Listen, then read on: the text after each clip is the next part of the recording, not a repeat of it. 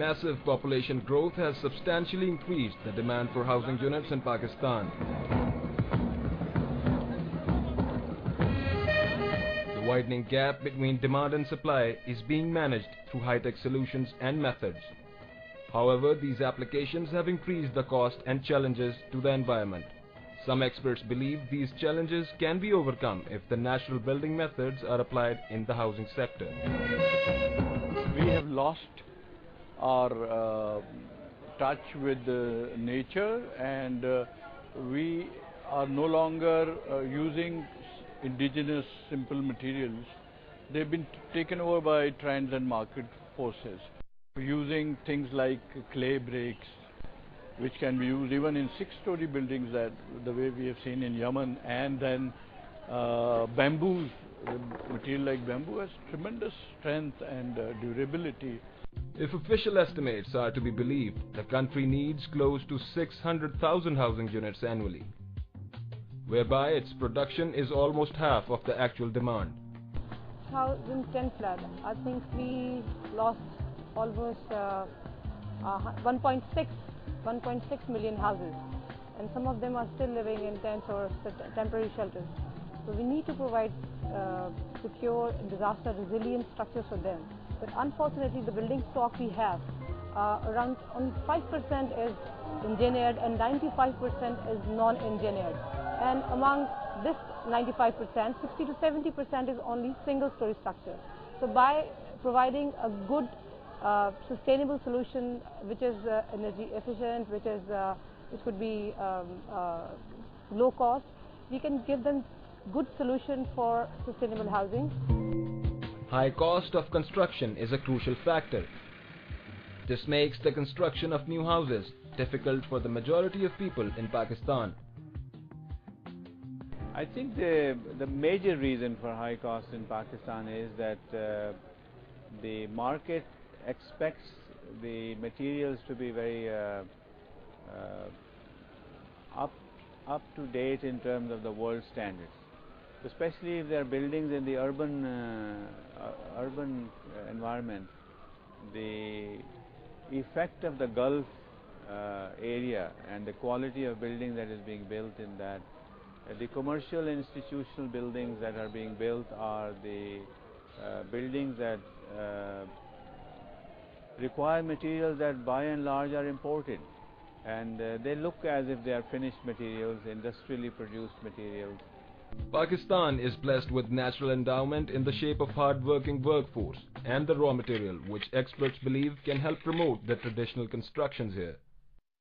Actually, in the villages and in the regions, we have big resources on natural building materials, especially like earth in the flatlands, bamboo, wood, what is limited, and stones in the mountain areas. On the other hand, we have perfect artisans which have a basic education, but they are very powerful. And anyway, we have an alive building tradition, what is working on a big scale in earthen technology, for example.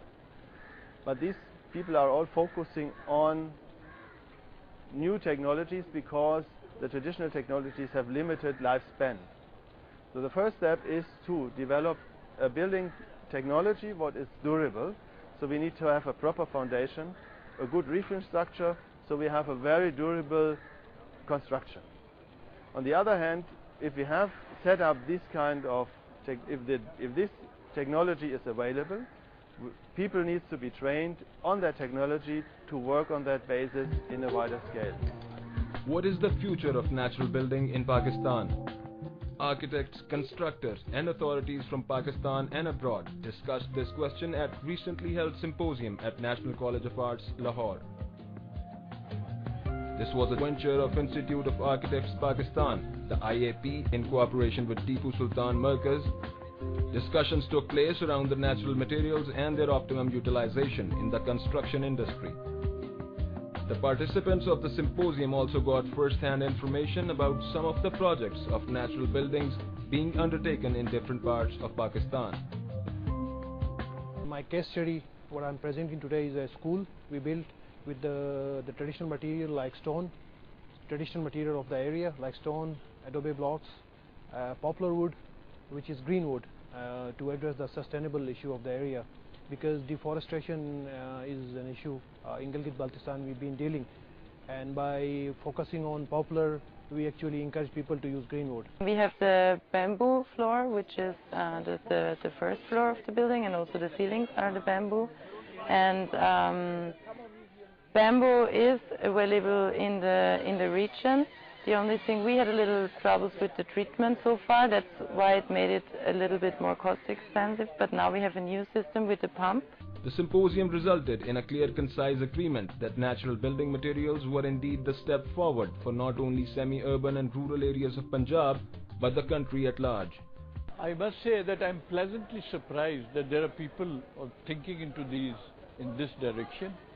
People from academics as well as people from professional practice are all paying attention to this sector of built environment with the use of indigenous, economical, relevant material. The trainers of architects for today are their teachers. There has to be a change in their mindset as well. While changing all of that, how do we do it? Obviously all of this will take time. There are various examples. But if we can include this as part of the curriculum, now in curriculum, again, as I said, the teacher is not probably, the teacher or the lecturer in the college is probably not trained enough for that. So can we not introduce some kind of an internship program and ask the students to actually be placed in different fields where these kind of use of natural material is happening, and they can then dialogue with the people in the field and learn from the artisans.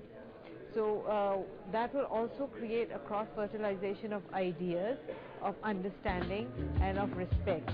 With substantial portion of the construction sector being catered by high-tech methods of construction and keeping in view the growing demand in the wake of recent natural disasters, there is a need to implement the traditional time-tested, environmentally viable and cost-effective options, as well as natural building materials and processes to give better alternatives for housing sector.